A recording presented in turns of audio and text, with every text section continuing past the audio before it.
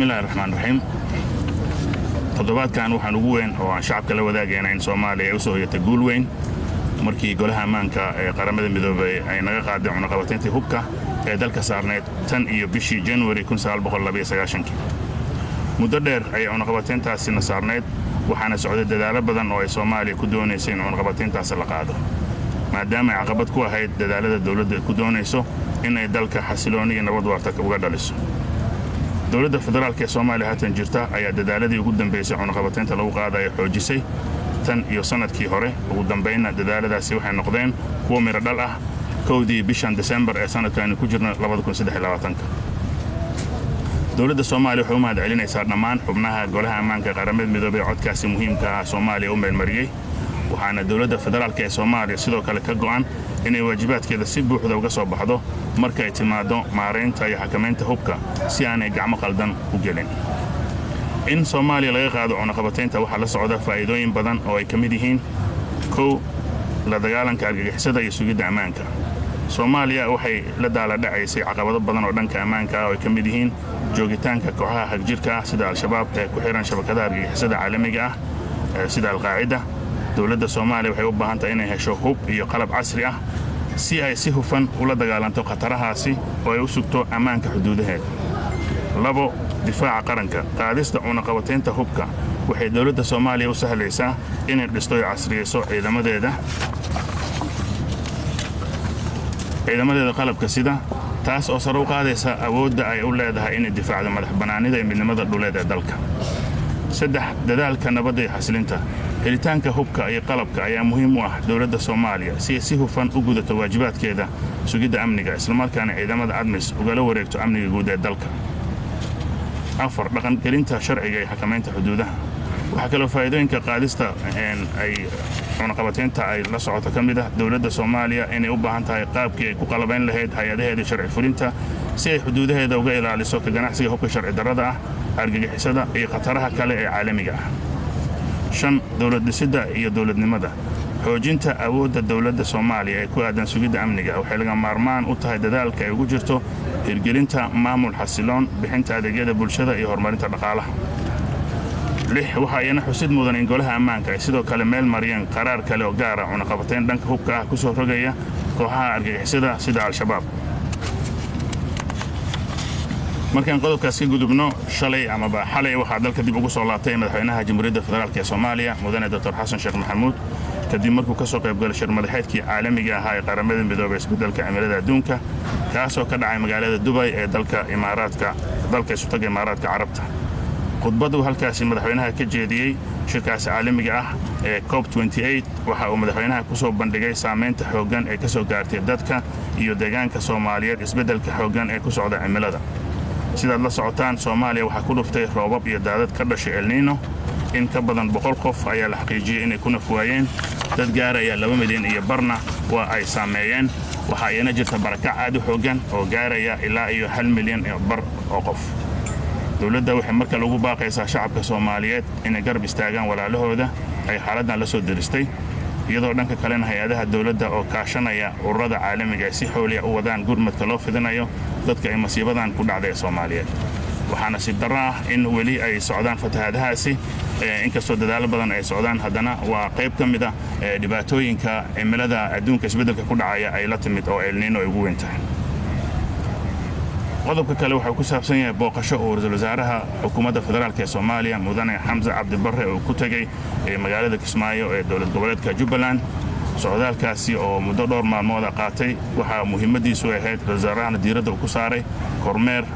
gurmadka loo fidinayo kumanaan qof ay waxyeeleen fatahaadaha dalka ka jira oo sidaad ogtihiin ay jiraan kumanaan qof oo ka soo cararay ama ka soo barakacay deegaano badan oo goboladaasi ah soona galay magaalada Kismaayo halkaas oo dawladda iyo dowlad goboleedka Jubbaland iyo hay'adaha gargaarka ay isku dayayaan in ay gargaar gaarsiiyaan ama gurmad u fidiyaan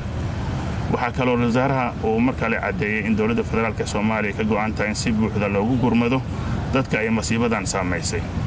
wasaaruhu intuu halkaasi jooga waxa kale oo booqasho ku tagay degmada Afmadow oo kamid ah deegaanada sida aadka u aafeeyeen fatahaadaha waxa kale intuu wasaaraha uu ku sugnaa magaalada Kismaayo xariga ka jaray dhowr mashruuc oo dawli ah oo loogu talagalay xoojinta maamulka iyo dawladnimada Soomaaliya dhanka kale qaybo badan oo dalka ka mid ah waxaa geesiyaasha ciidamada xoogga dalka Soomaaliyeed oo kaashanaya shacabka ay ka wadaan howlgallo military oo lagu baaxsanayo khawaariijta kuwaasoo guulo badan laga soo hooyay. howlgalla ciidanka xoogga dalka oo kaashanaya saaxiibada caalamiga ka fuliyeen tuulada Hilow Bacaad oo 80 kiiloomitir dhinaca koonfur galbeed ka xigta deegaanka Halgan ee gobolka Hiiraan ayaa waxaa la xaqiijiyay dilka khawaariij tiradooda gaarayso 60.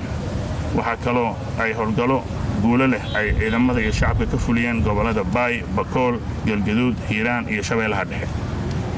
dowladda federaalka ee Soomaaliya waxay shacabka la wadaagaysaa in howlgallada ka dhanka khawaariijta ay sii socon doonaan lana sii xoojin doono iyadoo weliba ay haatan jirto fursad ah marka Soomaaliya laga qaaday cunaqabataynta hubka in tayeynta ciidamadan ay la socon doonto taasna ay qayb weyn ka qaadan doonto in ciidamada tayadooda ay sare u kacdo isla markaana howlgallada la fulinayo ay noqdaan kuwo guulo badan laga filayo.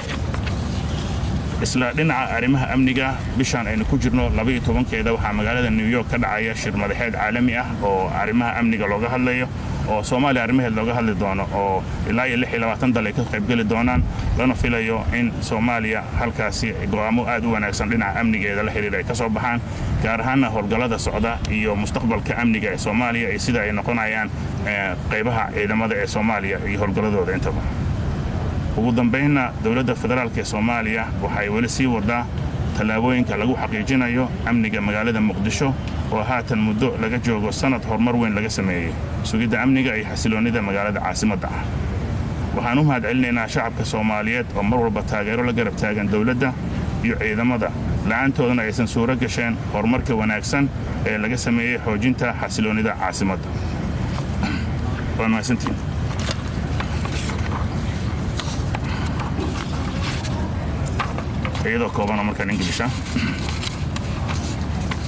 This week, the most important thing that we share with the public is that Somalia had a great success when the United Nations Security Council lifted the arms embargo on the country since 1992. The sanctions have been on us for a long time. There have been many efforts in Somalia to lift the sanctions, as it has been an obstacle to the government's efforts to create lasting stability in the country. The current federal government of Somalia has intensified its efforts to lift the sanctions since last year. And finally, these efforts came to fruition on the 1st of December this year, 2023. The government of Somalia is grateful to all the members of the United Nations Security Council who passed that important vote for Somalia. The lifting of sanctions on Somalia has many benefits, including counter-terrorism and security. Somalia has been struggling with many security challenges, including the presence of extremist groups such as Al-Shabaab linked to the international terrorist network of Al-Qaeda. The government of Somalia needs to get modern weapons and equipment to effectively fight these threats and secure its borders. National defense.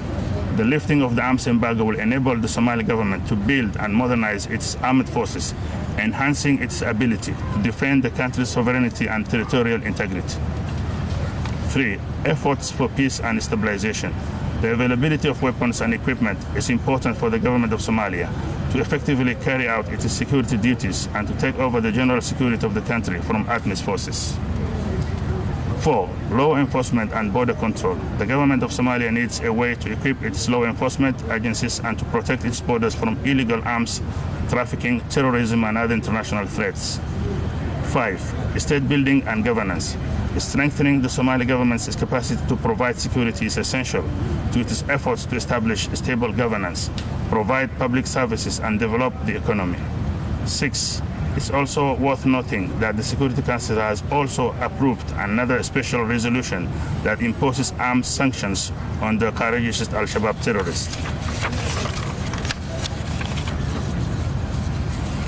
Last night, the President of the Federal Republic of Somalia, Dr. Hassan Sheikh Mohamud, returned to the country from Dubai, United Arab Emirates, where he attended the United Nations Summit on Climate Change, COP28. In his speech at the International Conference on Climate Change, the President presented the strong impact on the Somali people and the environment of the strong change in the climate.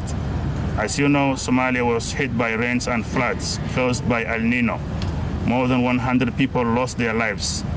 About 2.5 million people have been affected by the disaster, while on the other hand, there is a strong displacement of the affected people, estimated to be about 1.5 million people. The federal government of Somalia is once again calling on the Somali people to stand by their brothers and sisters who have suffered in this situation, while on the other hand, the government agencies, with the help of international organizations, are speedily carrying out the assistance to Somali people affected by this disaster. Also, the Prime Minister of the Somali government, Mr. Hamza Abdi Barre, visited Kismaayo for several days in Jubaland State. This important journey was made by the Prime Minister to oversee the provision of relief to thousands of people who have been affected by the floods in the country. The Prime Minister has confirmed once again that the government is committed to providing full assistance to the people affected by this disaster. Also, the Prime Minister visited Afmedo district, which is one of the areas that were most affected by the floods. The Prime Minister, while in Kismaayo, inaugurated or launched several government projects aimed at strengthening the administration and governance of Somalia. On the other hand, in many parts of the country, the heroes of the Somali National Army, with the help of the people, are carrying out military operations to chase the Kharijist Al-Shabaab, an operation carried out by the National Army with the help of the international friends in the village of Hilo Ba'at, which is 80 kilometers southwest of Helgan in Hiran region, has confirmed the killing of 60 Kharijist Al-Shabaab members. The SNA and the local forces have also carried out operations in Bakol, Galgaduud, Hiran, and Middle Shabelle regions. Also, it's noteworthy to mention that there is going to be an international security meeting that will take place in New York and this month on 12th of this month. That's going to be attended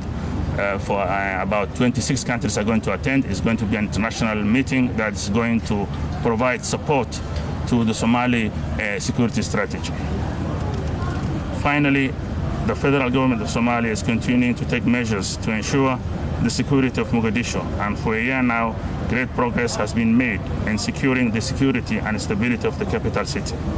We are grateful to the Somali people who have always supported the government and the military, and without them, the good progress made in strengthening the stability of the capital will not have been possible. Thank you very much. ساعة وزير مجاعي وأنا محمد صومني في الصومالي كبر يا كسبة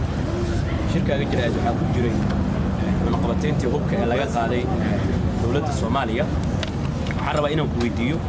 ذلك دجالة كسعودة اللي ولد جرا كواحد على الشباب دولتنا يقولوا بدن كسويسي سيده هوك اللي كان يدونه دولة اللوجو أمين كرا سيده سيسير لميدا حديد ذلك هوك أصيل كانوا كورن دولة haddii ay si qaldan u isticmaasho علشان in ay beelo ku gumaado oo ay beelo hubkaas u adeegsato meeshii loo adeegsan lahaa cadawga dalka ku soo duulay dabcan su'aashaadu waxaan filayaa inaysan waaqiciga ku saleysnayn sababtoo ah dawlad ay xaq u leh inay hubka gacanta ku hayso muddadii Soomaaliya cunaqabataynta ay saarneedna waad ogtahay in ay jirto mar walba waddanka soo galaya in dawladdu ay ka warbixinaysay warbixinadaas ayaana sababay in dawladda lagu aamino in ay hubka si wanaagsan u maamuli karto marka waxyaabaha qaarkood ee propagandada ah ee ku saabsan beelay waxba la hubeynayo waxaan filayaa inay yihiin wararka suuqa oo in wanaagsanaan lahayd in waaqiciga marka hore la cabaaro marka su'aal amaba xaaladda jirta laga hadlayo waad mahadsantahay magacaygu waa Shukri Cabdi salatiisi welcome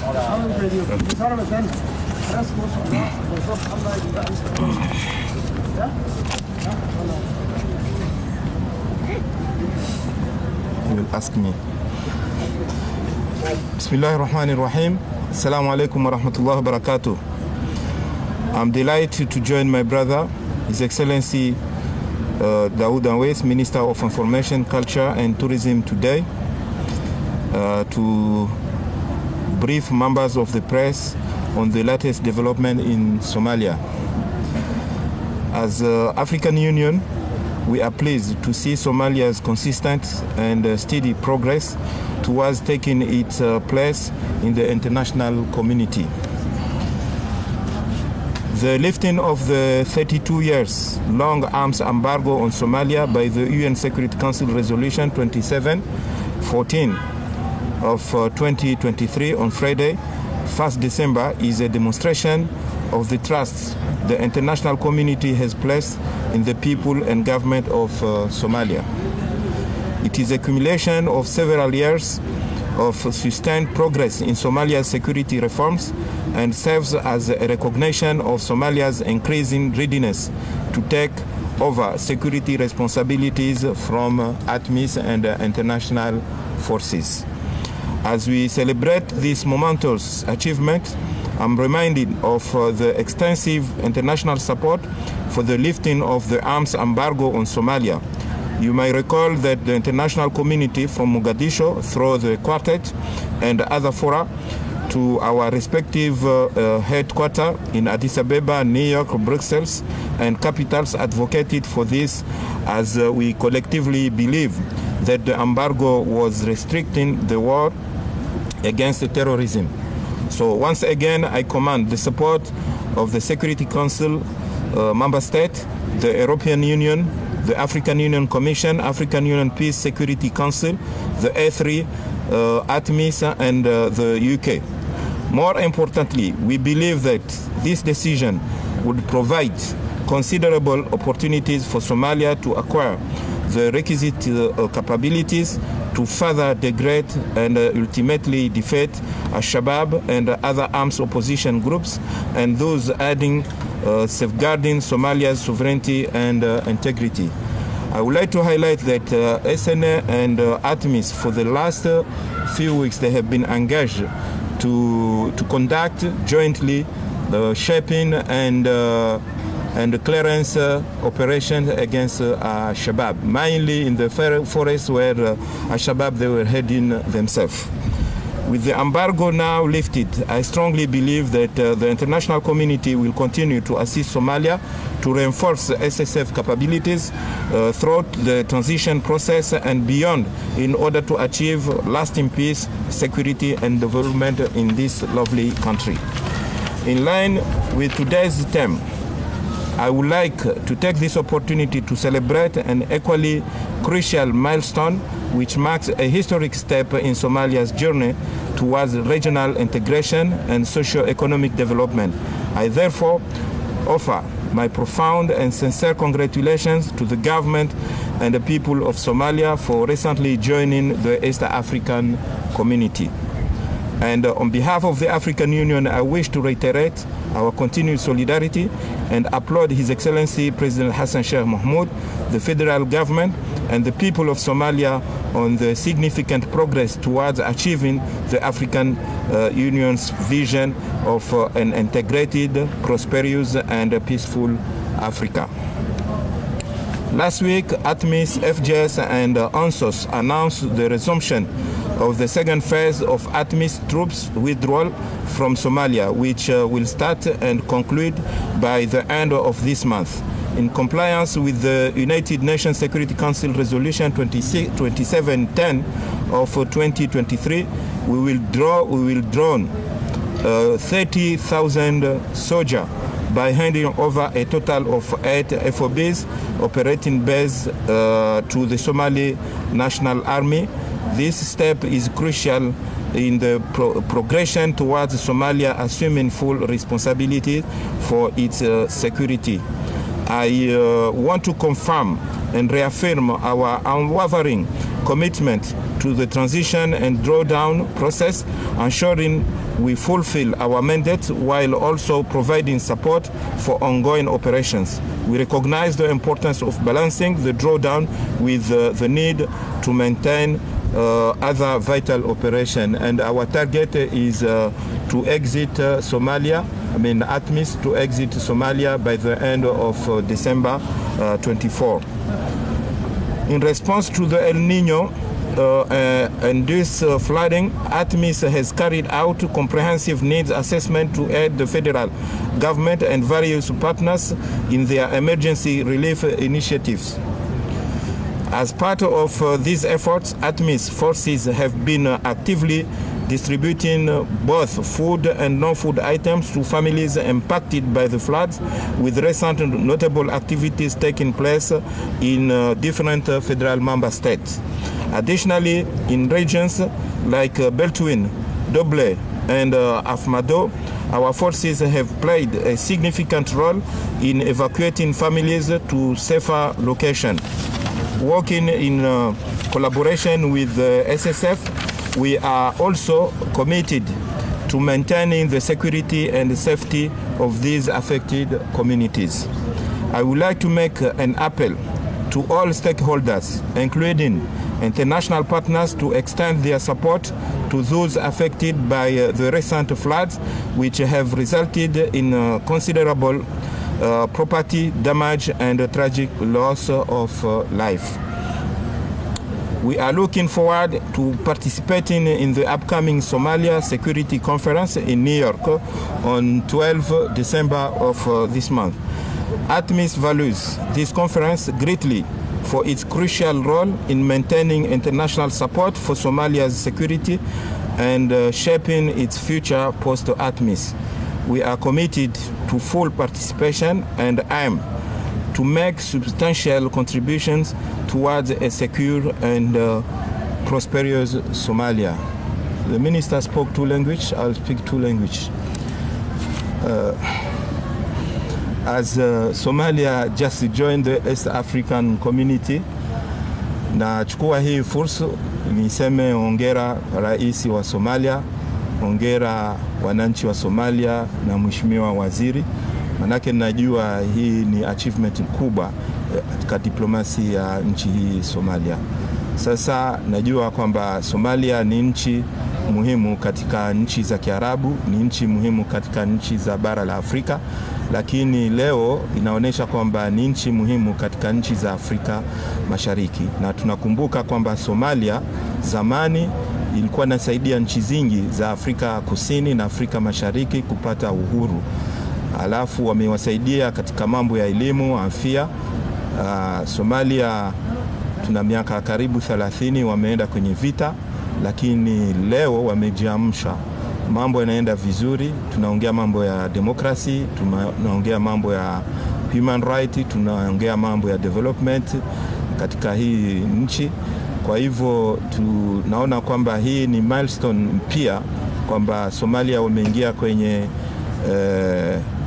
muunganyo wa nchi za Afrika Mashariki. Kwa hivyo hongera bwana waziri, na kwa sauti yako tunasema hongera serikali yote. Na nachukua hii fursa kusema tena hongera, manake karibu miaka 32 Somalia ilikuwa imeshikwa mikono, imeshikwa miguu wakati ambao wameambiwa wachukue, na wao wenyewe wameamua kuchukua madaraka ya security. Lakini huwezi kuchukua madaraka ya security hata kama una majeshi, lakini kama una silaha ambayo zinakusaidia kuchukua madaraka ya security, huwezi kufanya chochote. Kwa hivyo nadhani leo hii lifting ya embargo ni hatua muhimu.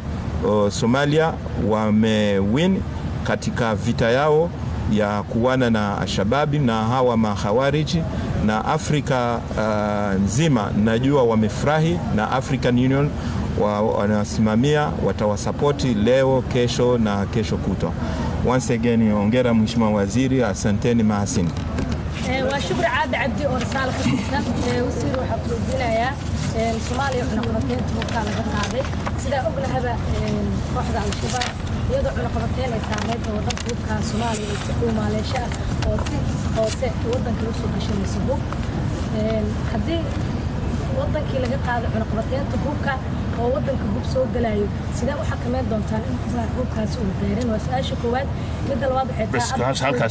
هاشا سؤال كله كويكا هاشا سؤال وقت بان لما هاي waad mahadsantahay waad ogtahay marka la qaadayo cunaqabateynta waxa jira tartiibaad ama nidaam la raacayo. nidaamka la raacayo waxa kamid ah in la soo xaqiijiyo wadankaas awood inuu leeyahay in hawshaas qaban karo.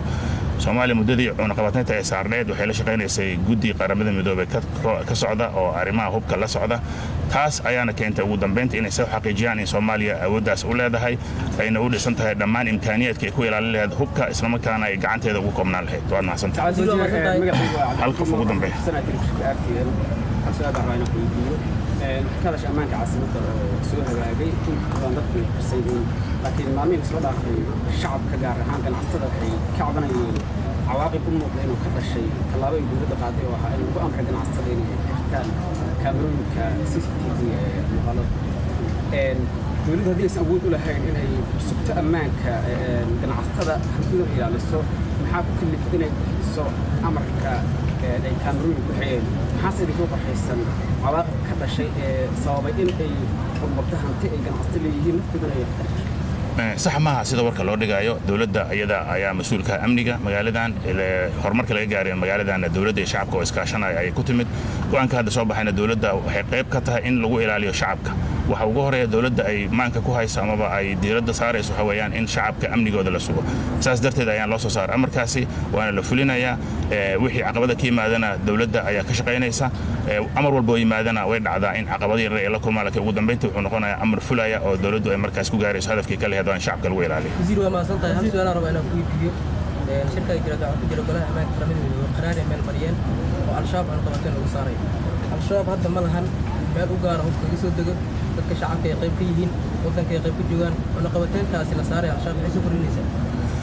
dabcan marka cunaqabateyn la soo saaro qofka haddii la yiraahdo waxaan waa sharci darro oo weli uu haysto hab uu wixii ku sii fulin karo wixii waa sharci darro maalinta la qabto sharciga ayaa la horkeenaya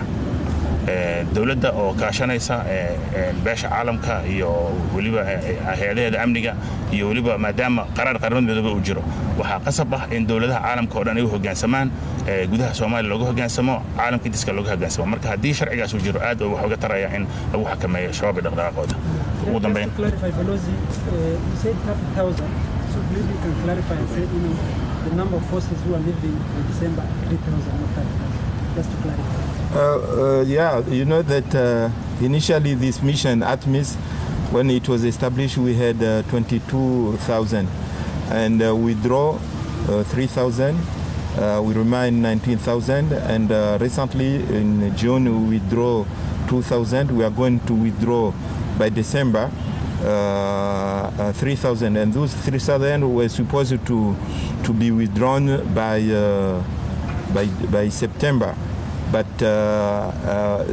it was requested a technical pause, and during this technical pause we have done a lot of things, ATMIS and SNA, to defeat Al-Shabaab. And by the 31st December we are going to withdraw 3,000, and the next step will be June by withdrawing 4,000. Thank you. Mahasin.